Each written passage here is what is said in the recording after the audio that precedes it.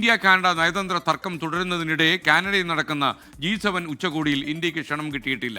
ഈ മാസം 15-ാം തീയതി മുതൽ 17 വരെയാണ് G7 ഉച്ചകോടി. ഉച്ചകോടിയിൽ ഇന്ത്യ പങ്കെടുത്തേക്കില്ല എന്ന് നേരത്തെ റിപ്പോർട്ടുകൾ ഉണ്ടായിരുന്നു. നമുക്കറിയാം, നിജാറിൻ്റെ കൊലപാതകത്തിന് ശേഷം കാനഡയും ഇന്ത്യയും തമ്മിലുള്ള ബന്ധം നന്നായി വഷളായിരുന്നു. ഡൽഹിയിൽ നിന്ന് വിനീത വിജയ് തത്സമയം ചേരുകയാണ്. വിനീത, ഗുഡ് മോർണിംഗ്, പറയൂ. Very good morning എസ്കേൻ.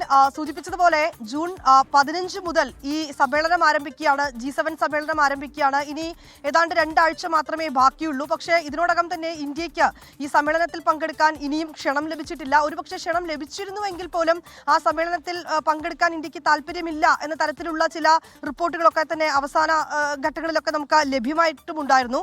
ഏതാണെങ്കിലും ഇപ്പോൾ കാനഡയിൽ നടക്കുന്ന G7 ഉച്ചകോടിയിൽ ഇന്ത്യക്ക് ക്ഷണമില്ല എന്നുള്ളത് തന്നെയാണ്.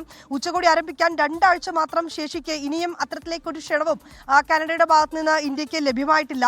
അതിന് ഏറ്റവും ഒരു പ്രധാന കാരണമായി നിലവിലുള്ളത് ഈ ഖാലിസ്ഥാൻ നേതാവ് ഹർദീപ് സിംഗ് നിജാറിന്റെ കൊലപാതകത്തെ തുടർന്ന് ഇന്ത്യക്ക് ഈ കൊലപാതകത്തിൽ പങ്കുണ്ട് എന്ന് ജസ്റ്റിൻ ട്രൂഡോ പ്രഖ്യാപിച്ചിട്ടുണ്ടായിരുന്നു, പ്രതികരണം വന്നിട്ടുണ്ടായിരുന്നു. അതുമായി ബന്ധപ്പെട്ട് കാനഡയും ഇന്ത്യയും തമ്മിലുള്ള ചില ബന്ധങ്ങൾ, നയതന്ത്ര ബന്ധങ്ങൾ അടക്കം വഷളായിട്ടുണ്ടായിരുന്നു. ഇതാണ് ഈ സമ്മേളനത്തിൽ ഇന്ത്യ പങ്കെടുക്കാത്തതും ഇന്ത്യക്ക് ക്ഷണം ലഭിക്കാത്തതിനുമുള്ള ഒരു കാരണമെന്നാണ് അറിയാൻ കഴിയുന്നത്.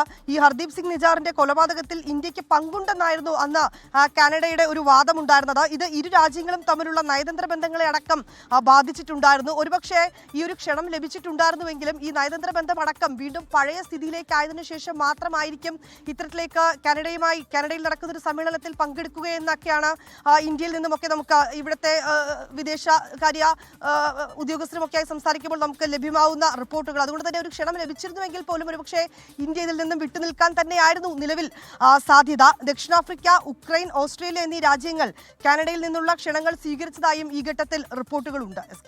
ഓക്കെ, വിനീത വിജയാണ് വിവരങ്ങൾ നൽകിയത്.